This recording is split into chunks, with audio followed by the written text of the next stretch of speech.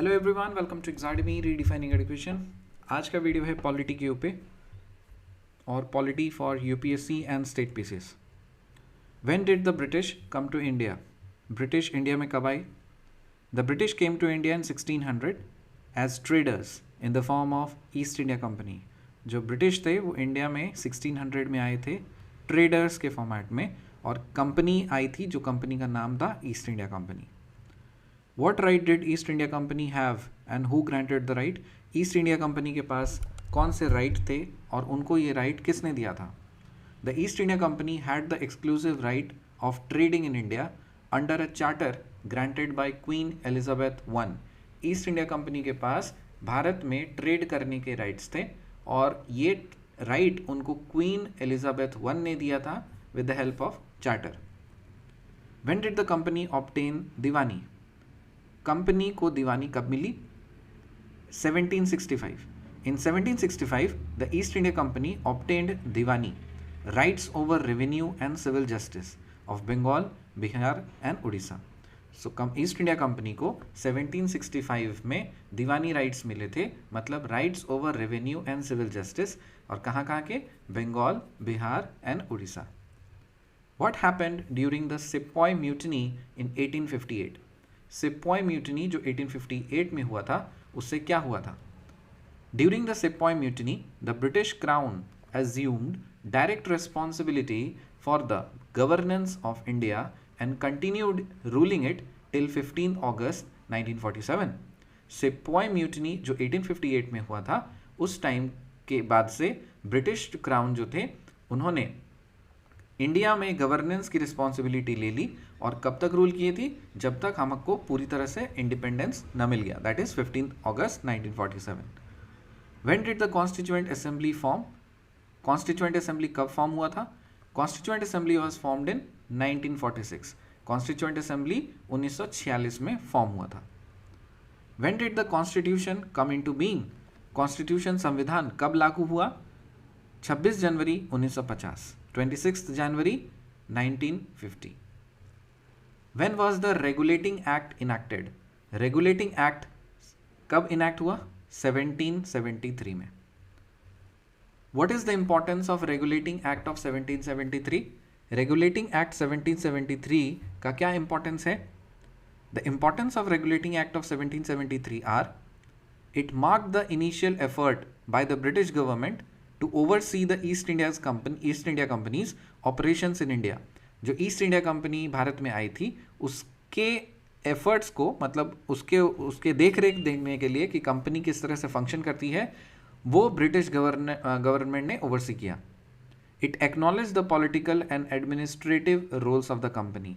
सो company का जो political और एडमिनिस्ट्रेटिव रोल्स था, उसको ब्रिटिश गवर्नमेंट ने एक्नॉलेज किया। It establish the ground work for central administration in India. Bharat में सेंट्रल एडमिनिस्ट्रेशन के लिए एक ग्राउंड वर्क एस्टैब्लिश किया गया through this act, that is regulating act of 1773।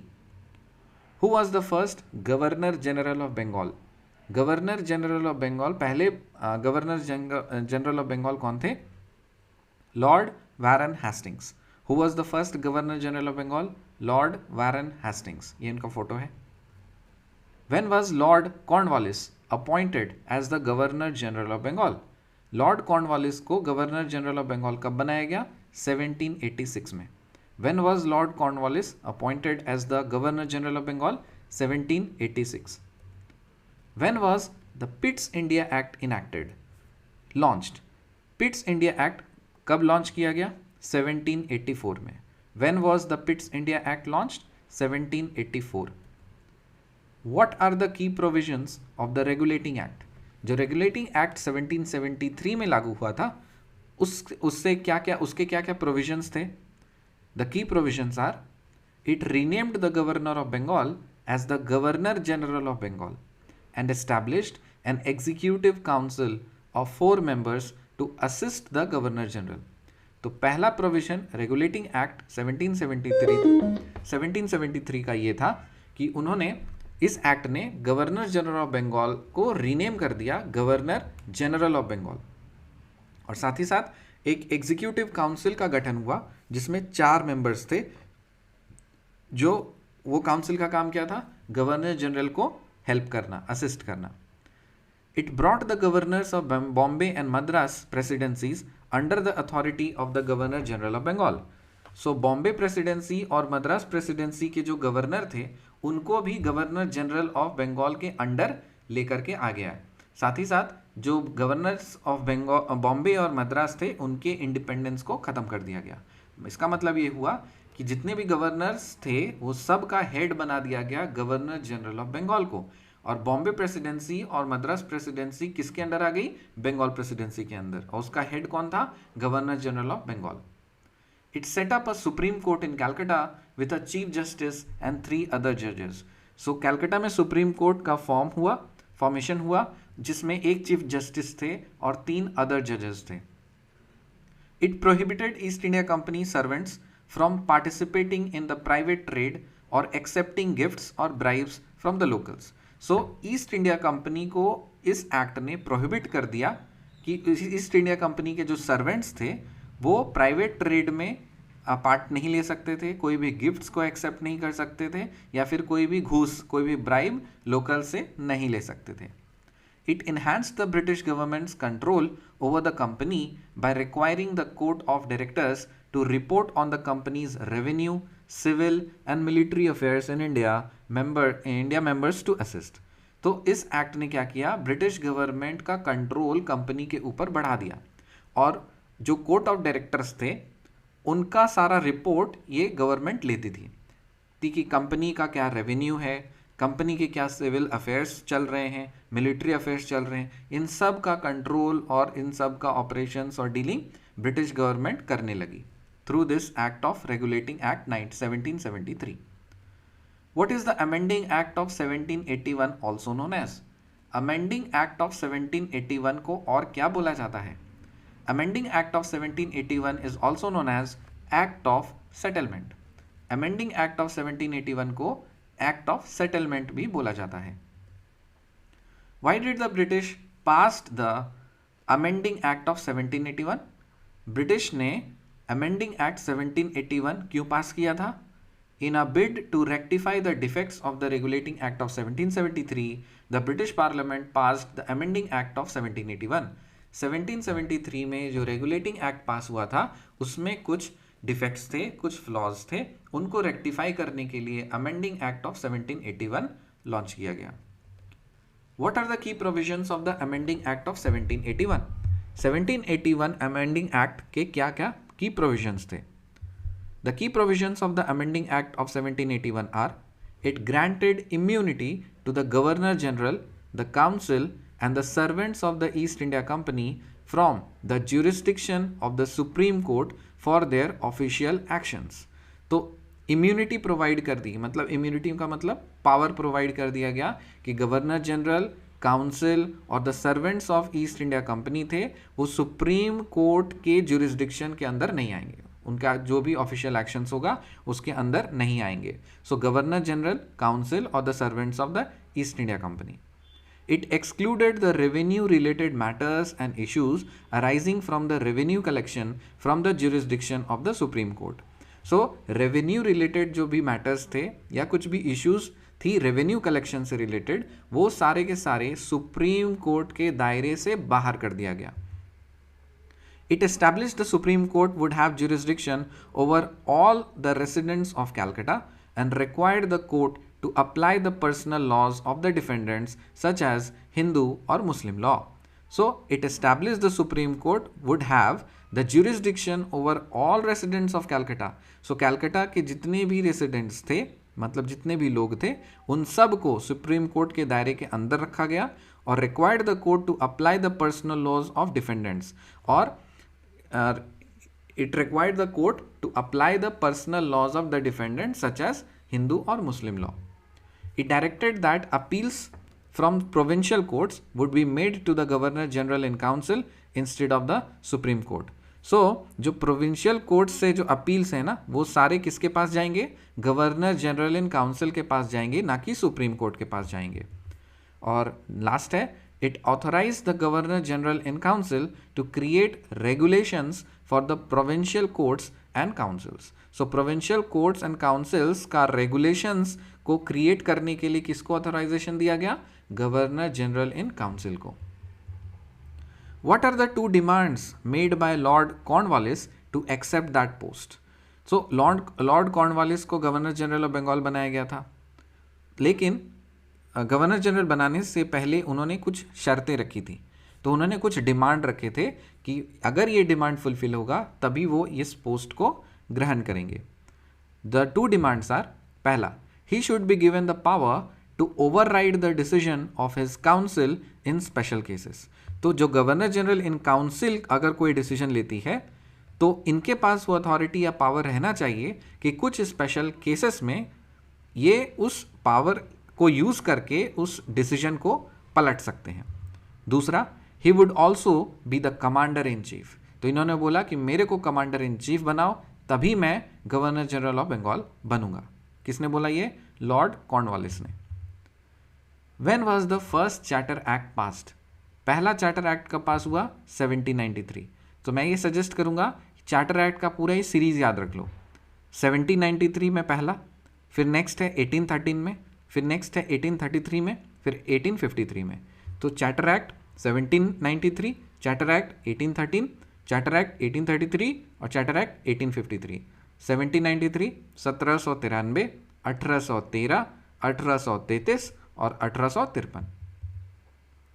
What are the key features of the Pitt's India Act?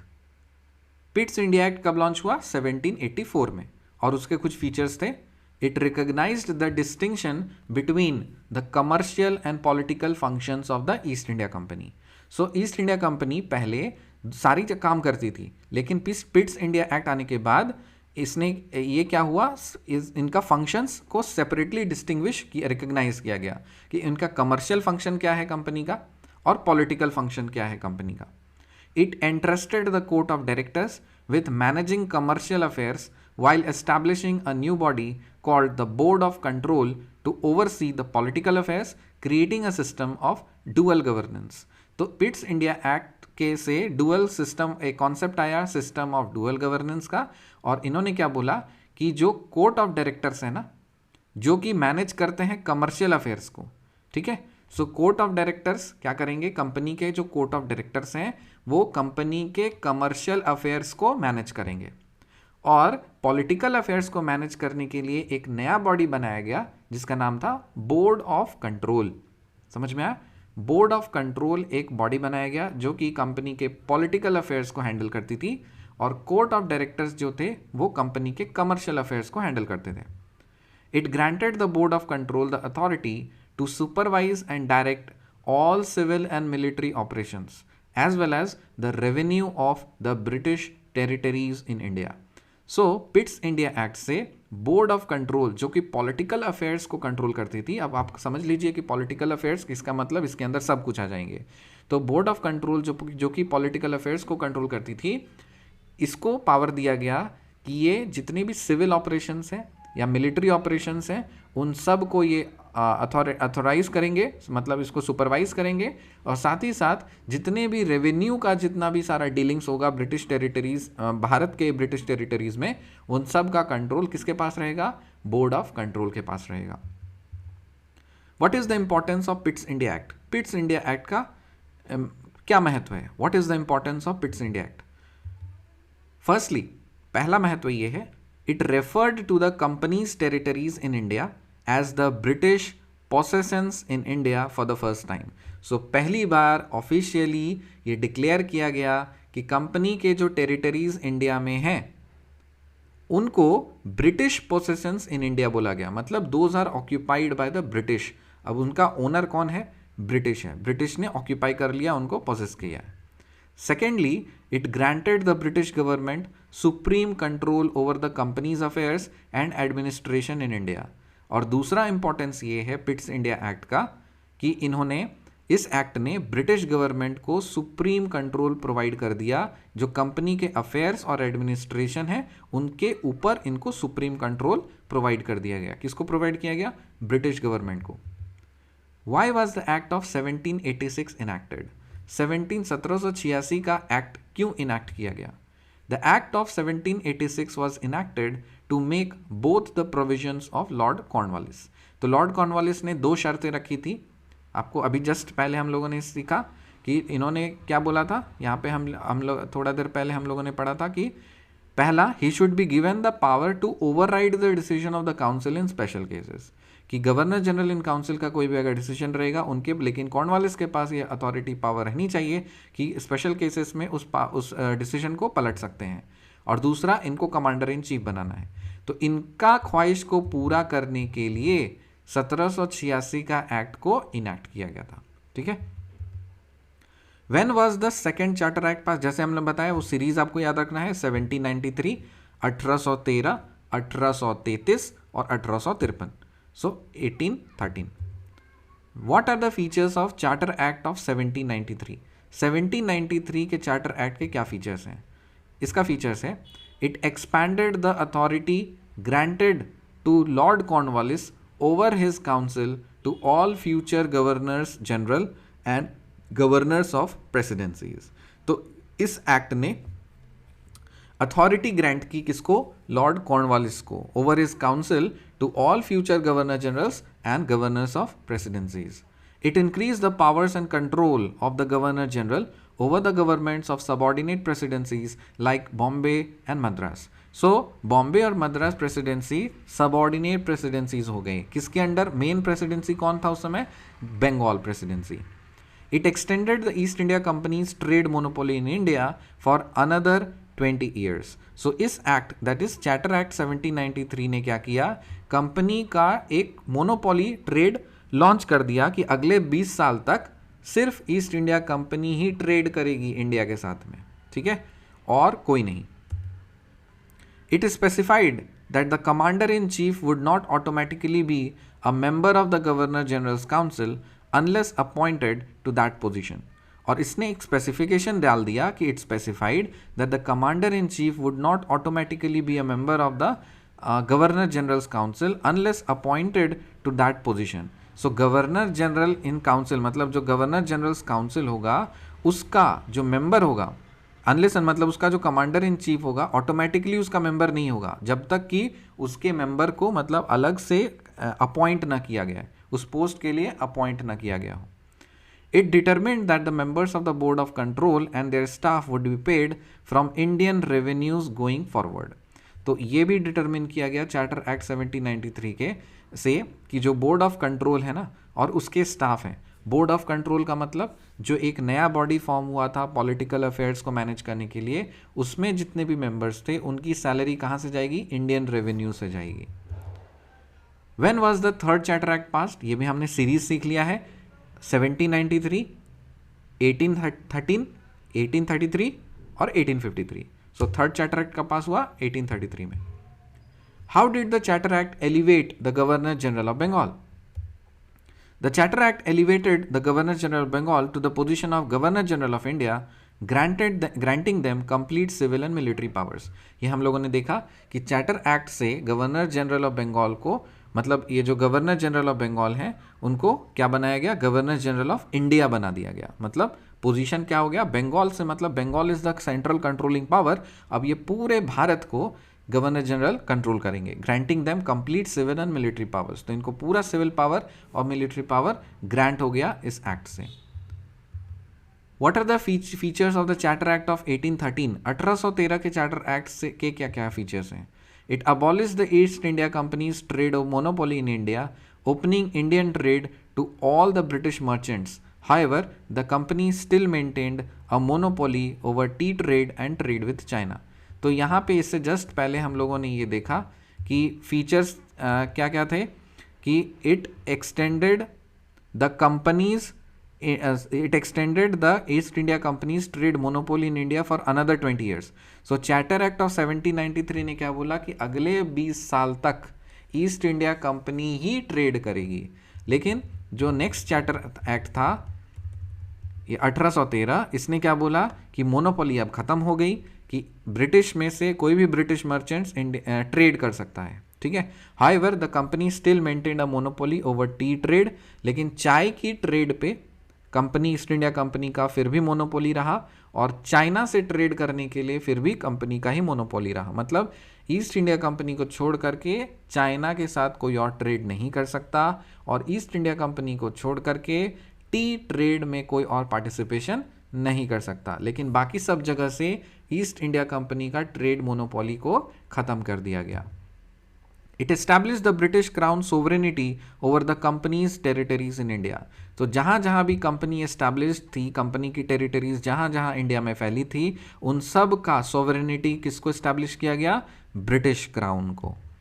It permitted the Christian missionaries to come to India with the aim of educating and enlightening the people. So Christian missionaries जो थे उनको permission दिया गया कि वो भारत जाएं और सुसमाचार मतलब गॉस्पेल प्रीचिंग करें और एजुकेशन और लोगों को एनलाइटन करें। It facilitated the promotion of Western education among the residents of British territories in India. So India में जितने भी ब्रिटिश टेरिटरीज थे उन सब के रेसिडेंट्स को वेस्टर्न एजुकेशन प्रमोट करने के लिए ये चार्टर एक्ट 1833 में प्रोविजंस किए गए। It granted the local governments in India the authority to levy taxes on the individuals and enforce penalties for the non payment of taxes.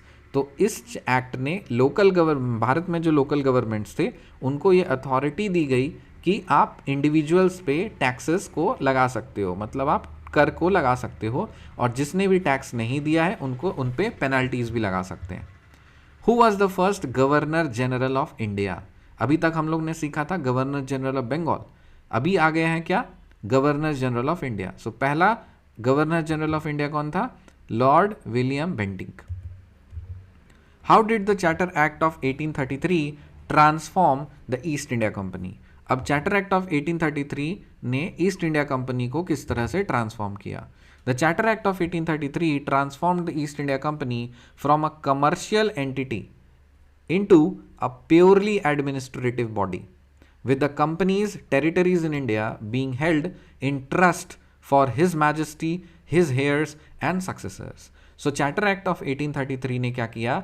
East India Company पहले एक commercial entity थी, इसको पूरी तरह से एक एडमिनिस्ट्रेटिव बॉडी बना दिया गया जहाँ जहाँ भी कंपनी का टेरिटरीज इंडिया में था, और जो मतलब to be being held in the trust for his Majesty, मतलब उसका जो ओनर है, उसके जो हेयर्स हैं और उसके जो सक्सेसर्स हैं, सब कुछ उनका ही मानना पड़ेगा। ठीक है। What did the charter act of 1833 aimed eight?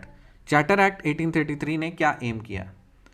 The charter act of 1833 aimed to introduce open competition for the selection of civil servants and allowed Indians to hold positions under the company. So जिस exam के लिए आप preparation कर रहे हो ना, जिस exam के लिए आप प्रिपरेशन कर रहे हो उनका नींव कहाँ पे रखा गया? चार्टर एक्ट ऑफ 1833 में। So how did the charter act of 1833 transform the East India Company? The charter act of 1833 transform the East India Company from a commercial entity to a purely administrative body. ये समझ में आ गया? साथ ही साथ what did the charter act of 1833 aimed at? Charter act of 1833 का aim क्या था? The charter act of 1833 aimed to introduce, इस एक्ट से एम लिया गया कि एक ओपन कॉम्पिटिशन इंट्रोड्यूस किया जाएगा जो कि सिविल सर्वेंट्स का रखा जाएगा और जो कि इंडियंस को भी उसमें पार्टिसिपेट करने के लिए मौका दिया जाएगा और कंपनी के कुछ पोजीशंस को होल्ड करने के लिए अवसर दिए जाएंगे। Which act was the final step towards the centralisation in British India? कौन सा एक्ट था जिसने ब्रिटिश इंडिया का जो पावर है ना उसको इंडिया में सेंट्रलाइज कर दिया? That is nothing but charter act of 1833। When was the last charter act passed? आखिरी चार्टर एक्ट का पास हुआ 1853 में। तो मैंने आपको बताया सीरीज याद रख लेना है 1793, 1813, 1833, 1853, 1793, 1813, 1833 और 1853। मिलते हैं आपसे अगले वीडियो में, तब तक के लिए बाय एंड टेक केयर।